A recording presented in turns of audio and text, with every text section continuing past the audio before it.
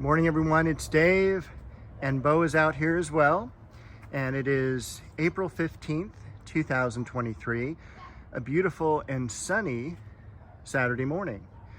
It's been rainy, not rainy, but misty all week, so today's like our first day of sun in like 4 or 5 days. But I wanted to show you the garden, how the flowers, especially from the roses, are doing. The irises looking really nice. The cherry tree leafing out. That of course is Lynn Anderson. You can kind of see the hollyhocks growing up there. This is going to be Chrysler Imperial. And look at how nice Queen Elizabeth is. That's always one of the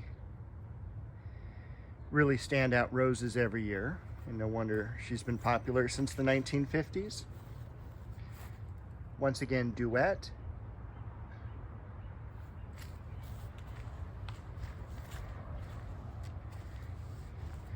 The Scilla are still holding their own, and that is Garden Party right there, the kind of whitish flower.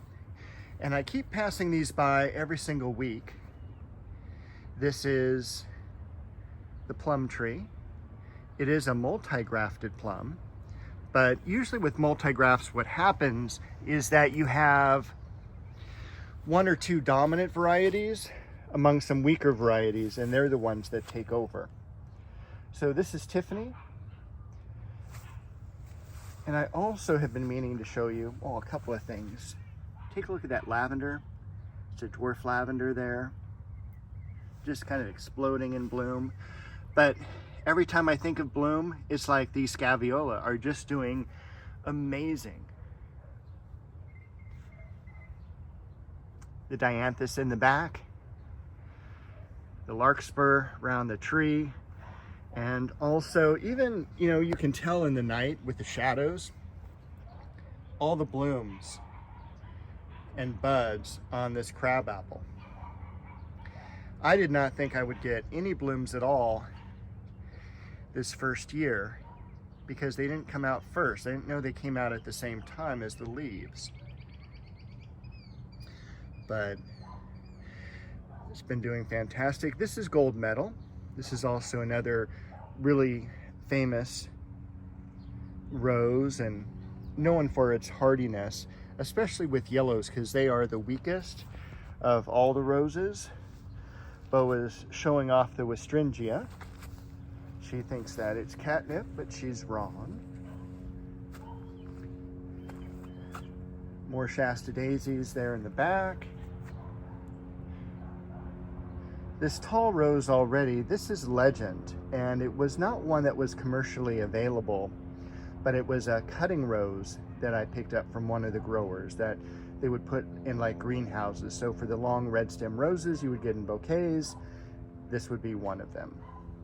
There's a fuchsia back there, some sedum stone crop to the left of the rock.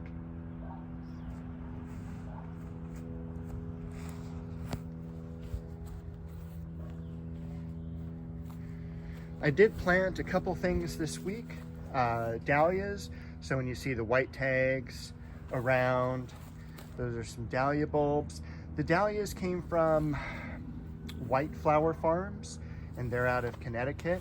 I did also get a really cool daylily.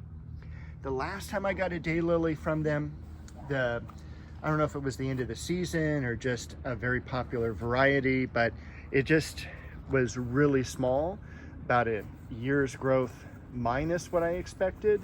But this year, it was a fantastic selection, and actually probably a year advanced of what I expected. This is Ingrid Bergman. It's a beautiful red, no fragrance to it, but also with the glossy leaves, if you have a problem with mildew in your area that haunts Mr. Lincoln and Chrysler Imperial, this one is very resistant to that. And this is sterling silver. old time rose as well. Very fragrant, is susceptible to mildew, but not so much in California. I'm excited to show you the blooms when those open. This is Alina. This is a rose I haven't really seen much anyplace, but it's one of those roses that glows during the nighttime. It almost like it reflects the moon. It's really a fantastic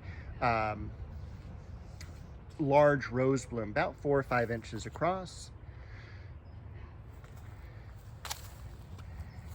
Another red that I keep thinking I'll look up to tell you, but I don't. It is a German name. This is Helen Traubel. Beautiful apricot. The only thing is the stems are not super strong, so they kind of flop over pretty easily. Also with the weight of the blossoms. And it is an older variety, 1950s. Of course, named after the opera singer. The apricot tree in the back, that is doing really well also. That is a newly planted plant, about 3 or 4 months now.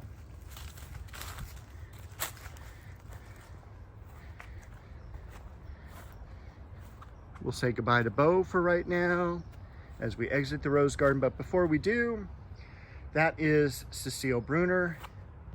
See if I can focus in on that a little bit better. Cecile Bruner is a fantastic climber, fantastic bush rose as well. And you can, if I can undo the focus,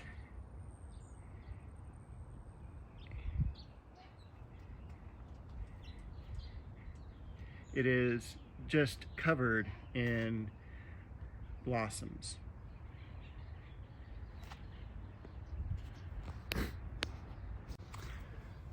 So as we head out of the rose garden, we'll take a look at the vegetable garden. We've got an Anaheim pepper growing. We've got Japanese black trifle. I just picked up an Arkansas Traveler. Big Bertha is the large bell pepper that I'm going to plant this year. Couldn't remember the name. And also an Italian pepperoncini pepper right behind it. That's also going to go in the ground this weekend. The Centranthus rubra, looking fantastic. It really always looks fantastic, and I do have one more rose that struggled because I planted it probably a little too early. And this is just a Roma tomato. Not just a Roma tomato, because its Romas are pretty awesome. Show you Bo one more time, because she's relaxing just to the right of the Dunes Valley thyme and to the left of that beautiful Princess Caroline de Monaco rose. The dogwood has leafed out really nice. I don't see any blooms, at least at this time. The pink jasmine, at least 3 weeks now in bloom. I did some pruning on this bush yesterday. Got rid of some of the lower branches. And then over here and by the way, a little seedling of viola, white flower, and some pink clover growing amongst all the weeds there in the pond. And that yellow flower is an oxalis. It is a weed, but it does add some really nice color. Still have a lot of plants over here in the nursery that need to get planted, but the clivia that's been in the ground for years and years and years, that is absolutely doing terrific. It's a beautiful view there. We've got the Japanese maple behind it and the quince. But if you remember, I told you I bought the hardy ground orchid. This is what it looks like. This is Blatilla. It comes in a white, and it also comes in like a purple. Keep in mind I'm colorblind. Flower, and it's just kind of like a little miniature cattleya. The bulbs are very easy to grow, and They are fairly expensive, so that set me back about $50 for a 2-gallon container. And the bulbs are pretty pricey as well. So if you want to buy those mail order, they're going to set you back as well. This is cuttings I took from my strawberry fig tree. This is Mimulus, monkey flower. I still have to plant the erodium. Got dogwood here as well, but this is the creeping dogwood for under trees. Poppies need to get into the ground. This is the lemon verbena.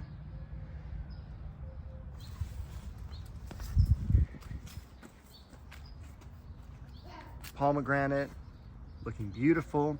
I don't know if I'll get any blooms from that this year, but I'm very happy it is here and planted. Try to get out of the way of the sun here.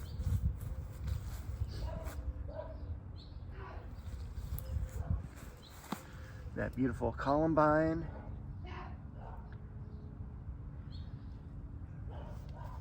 Alstroemeria, the variegated Alstroemeria there.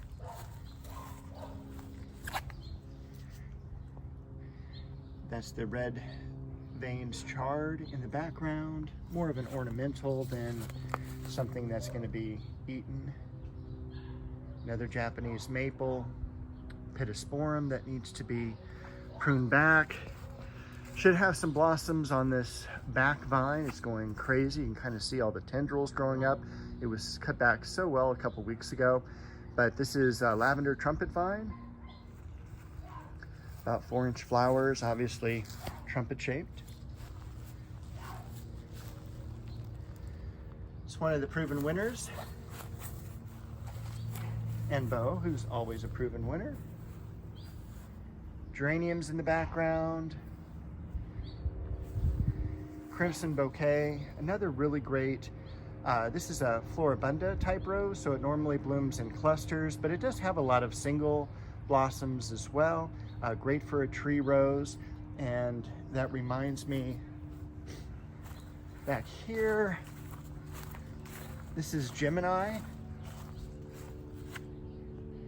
It's one of the tree roses I passed up. That reminds me of another plant now I need to show you across the yard, because I keep forgetting every week. Look at the lavenders. And the tree rose here is Celebrity. Again, it's a really beautiful yellow. Yellows are very difficult in the roses.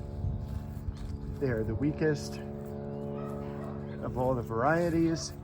But New Day is another great variety for a yellow rose. Not quite open yet. Let me see if I can find some open ones. So this is growing up in the yard. All of this started from a 4-inch container. And this is Oxalis brasiliensis. Beautiful purple flower. Goes dormant once we get to about May. Here's a huge cluster of blooms here. Comes back every single year. Has done that for at least 20 years here. My suggestion, keep it contained. It is growing everywhere. Even, you know, and these are areas that I mow every week. So this is unmowed Oxalis brasiliensis. That's kind of a better example of what it looks like. So be careful what you plant. And if it does start to get out of control, because even, you know, take a look back here. You know, I've got a whole row behind the peach and nectarine of mint.